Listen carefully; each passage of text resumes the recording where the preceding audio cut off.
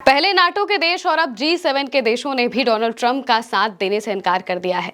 इतिहास में ऐसा पहली बार हो रहा है जब डोनाल्ड ट्रंप या अमेरिकी राष्ट्रपति की तरफ से कुछ चीजें कही जाती हैं और देश साफ तौर से मना कर देते हैं कि हम आपसे सहमत नहीं हैं, हम आपकी बात को नहीं मानेंगे। और इसके बाद अमेरिका के राष्ट्रपति काफी ज्यादा बौखलाहट में भी आ जाते हैं, लेकिन फिर भी ये देश ट्रंप की बात मानने से पूरी तरह से इनकार कर रहे हैं। G7 के देश भी, यानी ग्रुप ऑफ 7, ये जो बने हैं, अलग अलग ग्रुप्स बने हैं अलग अलग देशों के। जैसे कि अगर हम भारत की बात करें तो भारत ब्रिक्स जैसे देशों में शामिल है, या और भी ऐसे ही ग्रुप्स बने हुए हैं जिनके जरिए उनकी बातचीत होती है और सभी देश आपस में मिलकर रणनीति करते हैं, एक दूसरे के लिए काम करते हुए दिखाई देते हैं, एक दूसरे के साथ मिलकर अपने देश की अर्थव्यवस्था को बढ़ाने के लिए काम करते हैं। लेकिन यहाँ पर G7 जो कि ग्रुप ऑफ 7 है, इसमें अमेरिका है, इसमें फ्रांस है, इसमें इटली है, इसमें यूनाइटेड किंगडम है।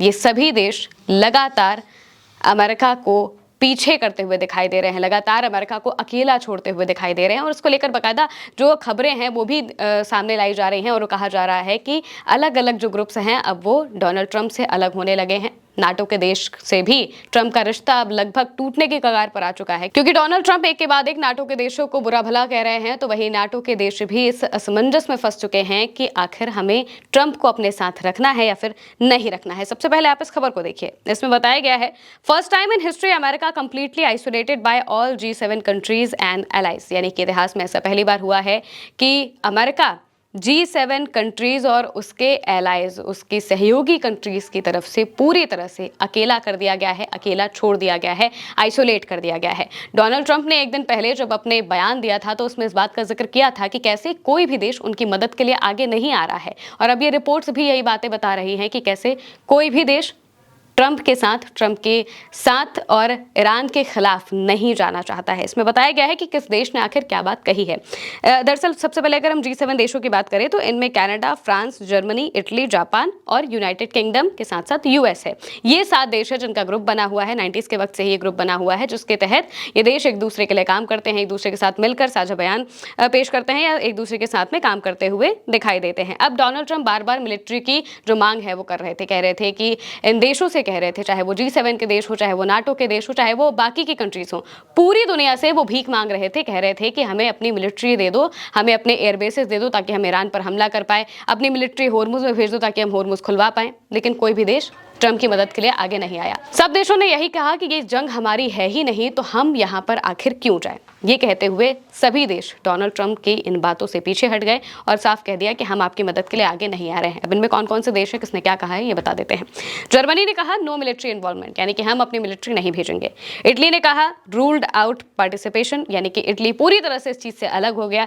इटली की जो PM है जॉर्जिया मेलोनी, उनसे तो पूछा भी गया था कि डोनाल्ड ट्रंप बार बार धमकी दे रहे हैं नाटो से अलग होने की, आप इस पर क्या कहेंगी। तो उन्होंने साफ तौर से कहा था कि हम उनकी बातों से असहमत हैं, तो हम इस बात को बताएंगे कि हम उनकी बातों में नहीं आने वाले हैं, उनकी दादागिरी नहीं चलेगी, उनके दबाव में हम काम करने वाले नहीं हैं। हमें अपने देश के लिए जो चीज़ें ठीक लगेगी हम वही करते हुए दिखाई देंगे।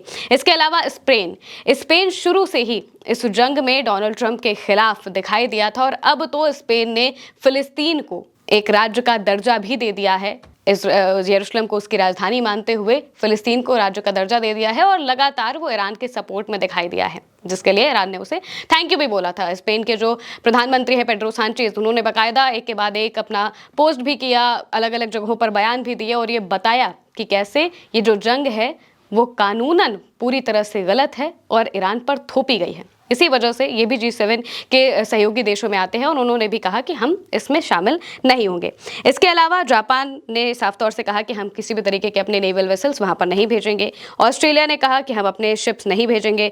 फ्रांस ने कहा किसी भी तरीके के मिलिट्री रोल में हम इन्वॉल्व नहीं होंगे। फ्रांस के जो राष्ट्रपति हैं इमानुएल मैक्रों, उन्होंने तो बाकायदा UN में वीटो भी कर दिया था। जब ईरान के खिलाफ प्रस्ताव लाया गया मिडिल ईस्ट की कंट्रीज की तरफ से, तो UN में उन्होंने वीटो कर दिया और साफ तौर से कहा कि ये प्रस्ताव गलत है।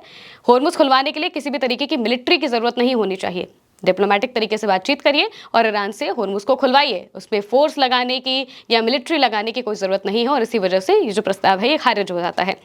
फ्रांस के अलावा रूस और चीन भी वहां पर वीटो लगाते हैं। इसके अलावा कनाडा है, कनाडा ने भी जो ट्रंप की रिक्वेस्ट है उसे डिक्लाइन कर दिया, कह दिया कि हम आपकी बात नहीं मानेंगे, सीधे मना कर दिया कि हम आपकी मदद के लिए आगे नहीं आ सकते। इसके साथ साथ में UK ने भी कोई स्ट्रांग कमिटमेंट नहीं दिखाए। यूके के जो प्रधानमंत्री हैं कीर स्टारमर, उनको तो डोनाल्ड ट्रंप धमकाते भी रहे, लेकिन फिर भी उन्होंने कोई साफ-साफ बात नहीं कही। कभी वो कहते थे कि हम आपकी बात नहीं मानेंगे, कभी वो कहते थे कि डिप्लोमैटिक चैनल हम खोलेंगे और बातचीत करेंगे, लेकिन एक भी बार उन्होंने ये नहीं कहा कि हम अपनी मिलिट्री भेजेंगे, और अभी भी वो उसी बात पर कायम है। ना अपने एयर बेसेस दे रहे हैं और ना ही मिलिट्री इन्वॉल्वमेंट की बात कह रहे हैं।